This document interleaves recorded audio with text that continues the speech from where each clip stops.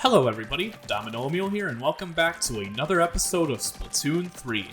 Last episode, we did Salmon Run, and we actually got to see the Kaiju battle, as opposed to the last time we did Salmon Run. We didn't win, but we got pretty close. We got it down to like a quarter health. So, in this episode, we're doing single player. And one thing I forgot to look at are the Alterna logs. So apparently you have to click on the logs and then you can scroll down. So basically, okay, whatever, I'll just read it. So last time, 42,791 is the one some humans survived. Therefore, the planet was only nearly inhospitable to life. The survivors found shelter in the vast cavern, cataclysmic volcanic eruption. Okay, marine life flourished. Yes. So one cool thing about these logs is that they normally start out corrupted. Like, you get them at the beginning of a world, but they start out corrupted, and you have to decrypt them by doing all the levels. And so you can kind of see how many levels you've done, depending on whether the log is, like, decrypted or not. The surviving humans appointed scientists to lead their new society, believing that science would provide a wiser path forward. Fully empowered, these scientists took on the monumental task of establishing a sustainable ecosystem within the cavern. They dubbed this new society Alterna and began the process of recreating the Earth they had once known. Of course, not even scientists are immune to nostalgia. The humans began constructing large-scale 3D printing operations. This allowed them to recreate some of humanity's favorite artifacts within the confines of Alterna. Additionally, they created a robust information management system designed to indelibly record all of humanity's precious knowledge. Such a system would naturally require some sort of record keeper, a computer that could autonomously observe and record data. The scientists achieved their aim with the development of Orca, also known as the Omniscient Recording Computer of Alterna. So that's what that stands for. As life of Alterna moved forward, one scientist discovered a new way to make liquid crystals from the bodily fluids of squids? What? Okay. These new crystals could change color in response to faint and fleeting electrical signals emitted by living organisms. To put that in more human terms, these crystals could read minds and then output imagery that matched the viewer's innermost thoughts. What? Humans were enchanted with this new invention and began mass-producing the crystals. Eventually, they lined the walls and roofs of Alterna. As the crystals absorbed in the collective desires of those in Alterna, they assumed the appearance of the sky as it was seen on the surface long ago. At last, after 25 years of being confined beneath the earth, humanity could once again look up and see the sky. Wow. So then this one is the one that's a work in progress because I haven't done all the levels. So I'll read it once I do all the levels in the fourth world. But it is nice to know that I did do all the levels in the first three worlds because I was wondering how I could fact check that. Also, how did I miss this? Nice. And I think there's like some kind of balloon up here or something. Oh yeah, way up there. Did I do this one? Please tell me I did this one.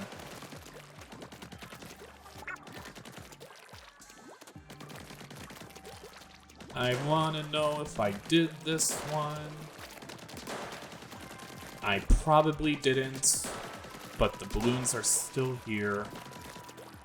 So, yeah, I did it. Cool. Okay, so the balloons reappear. So, I guess let's just go to the next site. Site 4, which is where we were at. So, yeah. So, there is a lot of lore to this game. I just missed out on it because I refused to read the exclamation marks. Nice. Okay. Okay. No, come on. Come on, little buddy. Please. I'm just gonna do the level so I can get more eggs. Splash the block party. Woo. Oh, right, I'm like halfway through this single player, aren't I? That's kind of cool. No, I'm gonna use the tri-stringer. I don't care what you say. I'm not gonna use the easiest weapon unless, like, I literally have to. Reach the goal using soaker blocks? Huh. I can see why they wanted Splashomatic for this.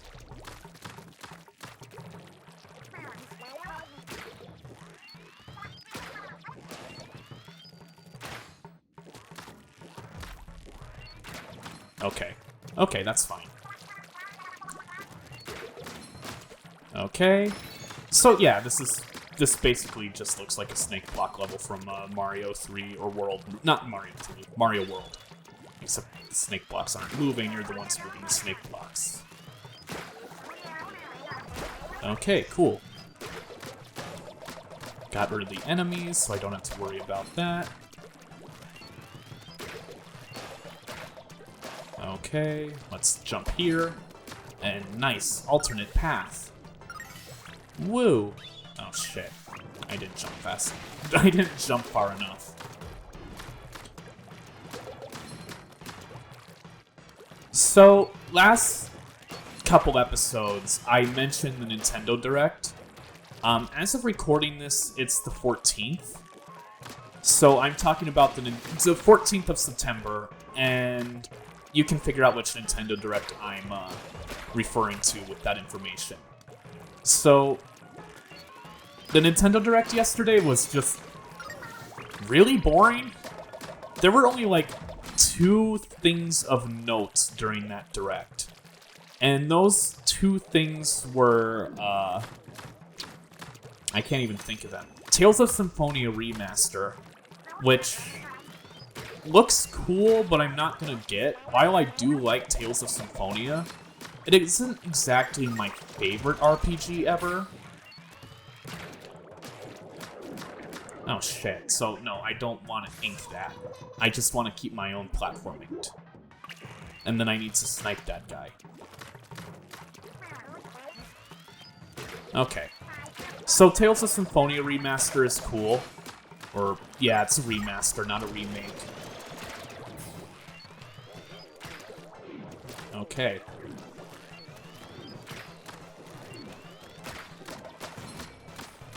Okay. So what I need to do is not hide behind the block, keep that one stable, and then use this one. Okay, so this one is actually kind of difficult with the tri-stringer, but it's cool. I like the challenge. So there was Tales of Symphonia Remaster, and I have that game for the GameCube physically, not emulated.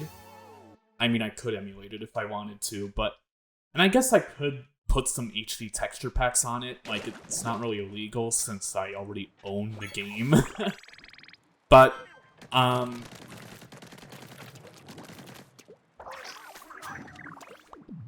But, like, yeah,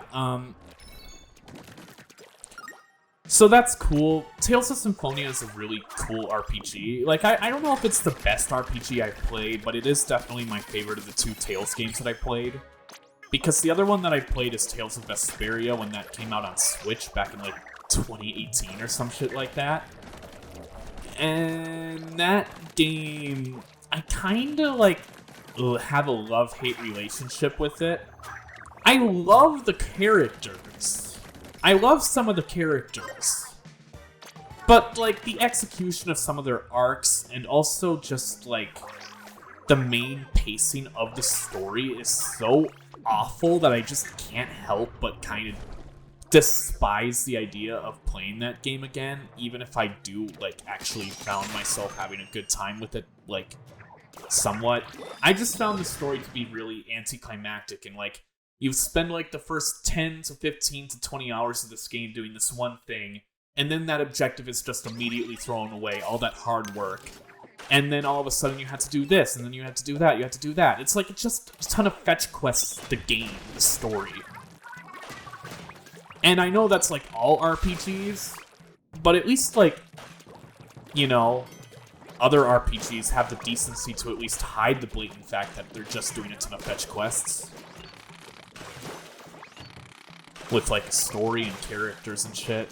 Which Vesperia does do, but not quite the way I like it. Okay, whatever. So yeah, that game's coming out. And I feel like I kind of cursed Octopath Traveler 2 into existence. I say cursed because nobody even fucking finished Octopath Traveler 1, and they're making a sequel. And, like, it's just kind of weird that that game is kind of relevant again now. Like, especially since I started playing the fucking, since I started playing the mobile game, which is, like, a prequel and shit to Octopath Traveler 1. And last time I updated you guys on that game, I said, like, oh yeah, I'm kind of in, like, a dry spurt right now, and, like, I'm kind of running out of, like, the freebie shit. That's fine now. Like, I actually have enough to work off of without having to pay people to the devs. Pay money to the devs. Or to Square Enix, that fucking loves being an asshole nowadays, especially with their Live Alive remake, which I kind of considered Let's Playing, but can't because of Square.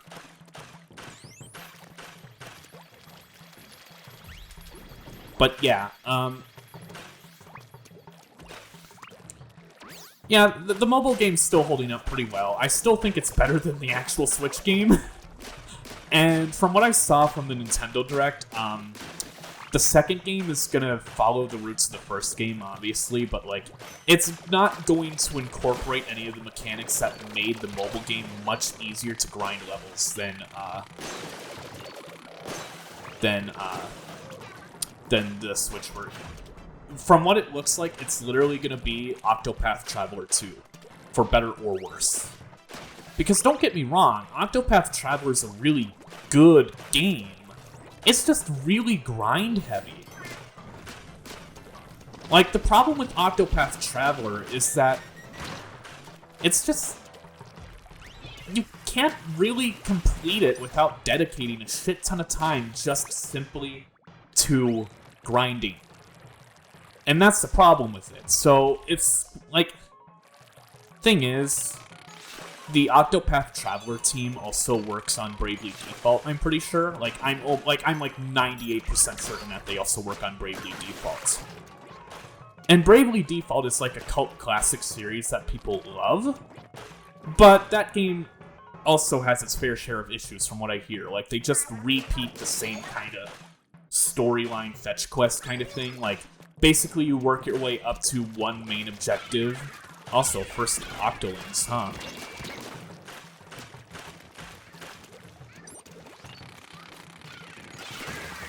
Like, you work your way up to a certain, like, end goal objective in Bravely Default's one, and then you just kinda do it again once you do that one, because it's like, psych, nah, you gotta do this again, and then I think it does it even once more.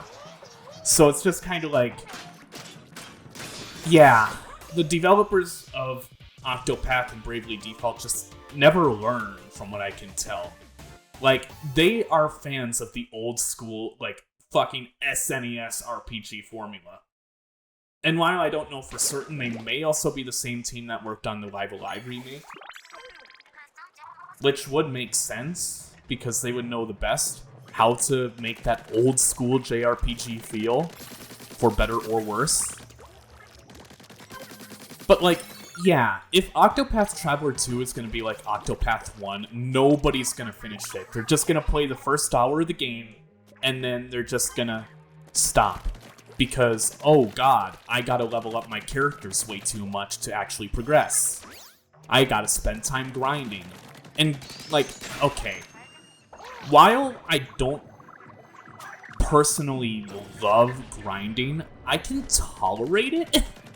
A lot of people can't with modern RPGs. And that's the thing. People have learned from Octopath Traveler 1, so I don't think that many people are gonna buy 2. Or not the same people, rather. People will buy 2, it's just gonna be a different audience. Or the people that loved Octopath 1 because they don't mind grinding. Or the people that beat Octopath 1. Okay. So, yeah.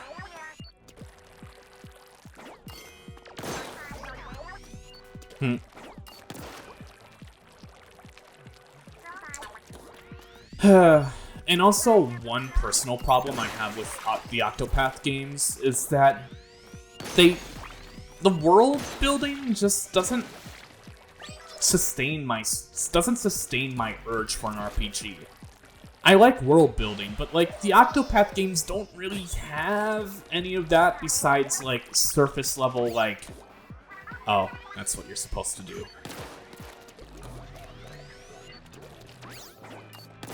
That's what you're supposed to do.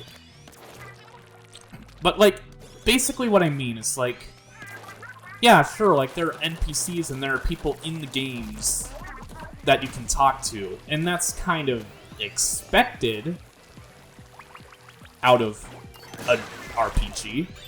But my main problem is that there are 8 job classes. There's Apothecary, there's Warrior, there's Thief, there's Dancer, there's Scholar, there's Merchant, there's the other 2 that I'm forgetting. But those are like the only 8 occupations that exist in the Octopath world. Nobody else has different jobs, and if they do, it's a subclass of that job, or like a variation of like what they normally do. Like, oh yeah, like I'm a construction worker, but on like, you know, normally I'm just an apothecary that, you know, has a hobby in construction. Like, what the fuck? How does society operate in the Octopath world if there are only 8 jobs that people have? Like, seriously. Like, there's the Scholar, there's like Dancer, but like, okay, Dancer is for recreation, but like, I don't see Dancer as like a necessarily like an important job. Like, if you could only have 8 in the world, that's the one I would pick. But like, I don't know, no.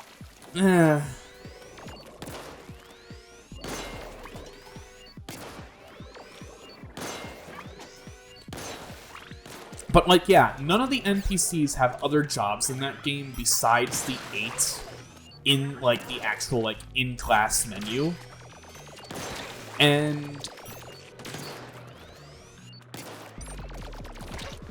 okay, this level is kind of obnoxious. I know you're supposed to like sneak around. You're supposed to charge up your shot, then you're supposed to sneak around. But I'm just gonna brute force this guy because he's a... Hello. Who are you? So, yeah. Like, it doesn't really feel like the Octopath world is built up enough to be believable. Which, I mean, you don't need a believable world to, you know, make it fun or interesting. But it tries to make itself, like, realistic. But I just don't really buy it, because, like, there isn't enough depth in the world. And also, if you notice that sometimes I'm pausing or whatever for a brief moment and the controller shakes, it's because I have, like, an itch on my nose that won't go away, and every time I try to scratch, it just won't. It won't stop. So I guess I'll just try and ignore it.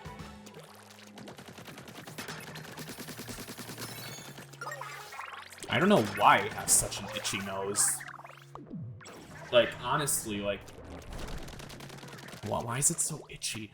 It wasn't like this before. Flying worst class. Okay. But yeah, besides Octopath, there was Pikmin 4. I don't play Pikmin, so I don't care. So I really have no response to that besides good for you, Pikmin fans. You got what you wanted. I don't really care either way. I'm happy for them. I'm not gonna say like, oh, the Pikmin game is ruining my other game. Like, you know, a lot of other people do when, I don't know, like a bad Smash character releases and they're like, oh, this character took the slot of my other character that I wanted that had no chance of happening. Like, nah. Cool for you, Pikmin fans. I'm glad you got it eventually.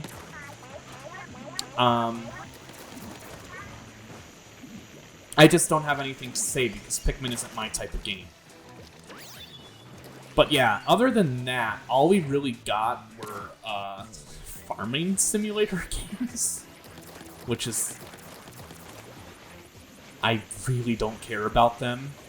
We got that, and then we got, like, Kirby Returns to Dreamland Deluxe, which... Cool, but that's a Kirby game that came out 10 years ago and has still held up really well and hasn't aged whatsoever. So I really don't know why they felt the need to remake that one specifically and not say, like, Kirby 64 or, like, Kirby's Adventure or, like, some of the old school Kirby games. Hell, they could have remade the original Kirby's Dream Land, put it on the eShop for like $5-10, and be like, yeah, Kirby's 30th anniversary, how do you like it? Like, that's the thing. Kirby's Return to Dreamland is like the last game I would pick for, like, you know, remastering. Because it's still held up really well. And, like, the only reason why I could see you would want Kirby's Returns to Dreamland after, you know, as opposed to any other Kirby game is for the multiplayer. Which is cool, but if they're gonna use the Star Allies engine, which runs at 30 frames per second, then it's just gonna be inferior. It's just gonna be an inferior game. And I think the trailer was in 60 frames per second, so I hope they fix that. But, like, you know.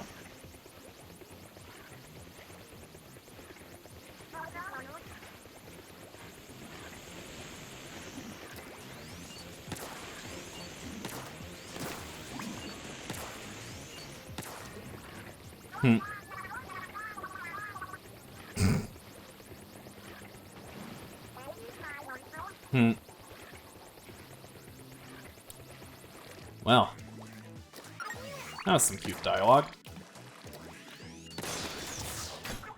So yeah, Kirby Returns to Dreamland, cool. Don't really care because I already have the game. In fact, that was actually the game that I traded for Metroid Prime, like, way back in the day when I was, like, 10 or whatever and lived somewhere else. Like, I traded that game for Metroid Prime. Or, like, I let my friend borrow Kirby's Returns to Dreamland for Metroid Prime. I never gave it back to him, and he never gave back Kirby. I lost out on that deal because Kirby is an infinitely better game than Metroid Prime. But I got to experience Metroid Prime, and I got lost and confused, and I was like, God, these Metroid games suck. And then I played Super Metroid like 5-6 years later. So, yeah. What? Zipcaster Splat Charger? What kind of combo is that? Interesting.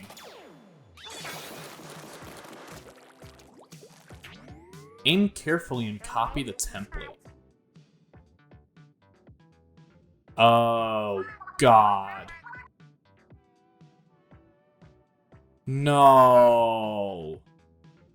No.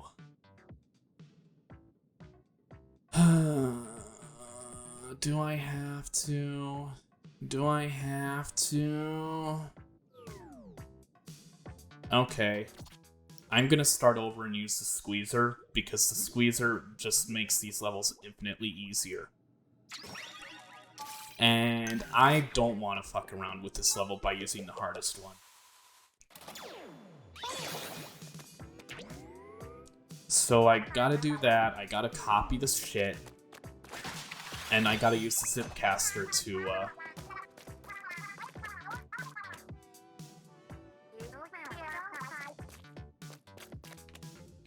So...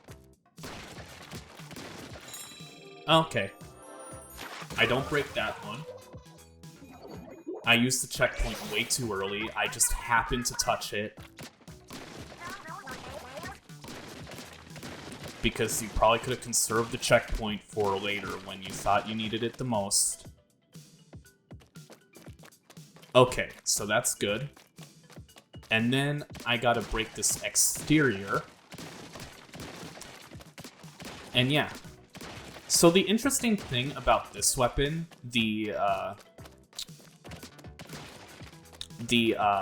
squeezer, is that if you tap shot it, it has 100% accuracy. And it has a long range. But if you hold it, it turns into a shooter that has wide range, wide shot RNG. It's one of the best weapons in the game, but people don't really use it because to use it to its full effect, you need to have one crazy trigger finger. Like, literally the limitation of this weapon is the human arm, is the human finger. Because if you task this weapon, you can do some pretty crazy shit with it. Or in Splatoon 2 anyway. They might have fixed that in this game. So don't break that crate. Do I want... Yeah, I want to break that. I don't know what box that hit, but I'm scared now. That might have hit an important one. No, it didn't. Okay. So here will be the eye. And then I want to break this crate, not the one below it.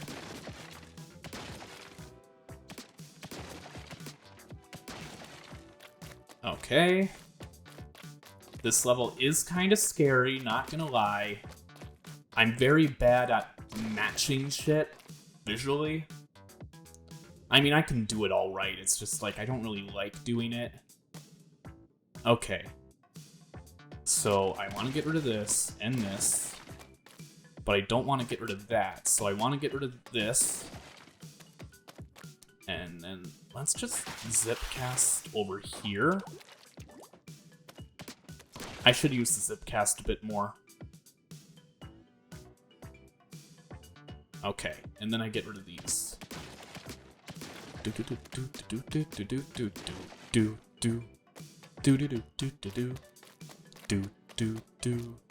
Another one bites the dust. Another one bites the dust.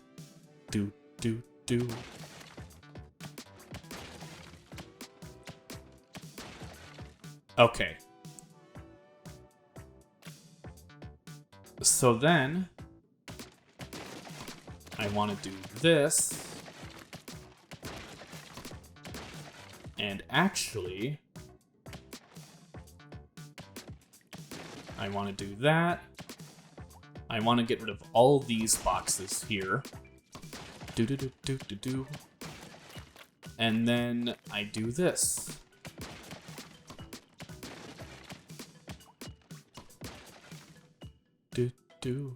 Another one bites the dust. Let's just grab these eggs while I'm at it. Okay. So what I want to do is I want to go down to, it's like a staircase, and then I want to do that on the other side.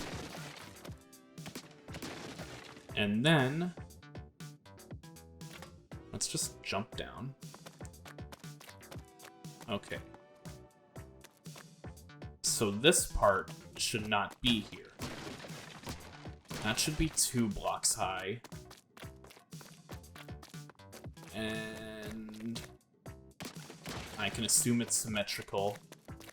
Okay. How does this look in reality? Okay. Okay, so it's just a diagonal stair then. Okay. So I just want to get rid of all these boxes. The top layer.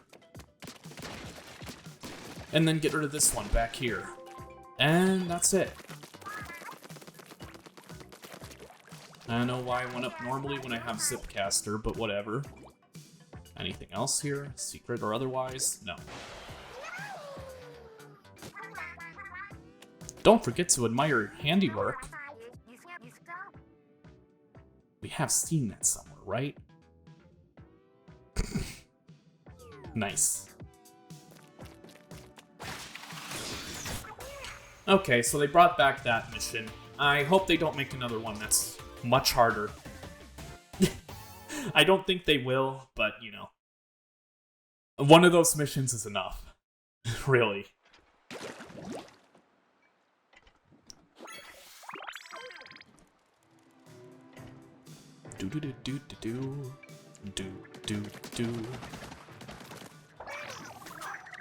I think I'll do one more level.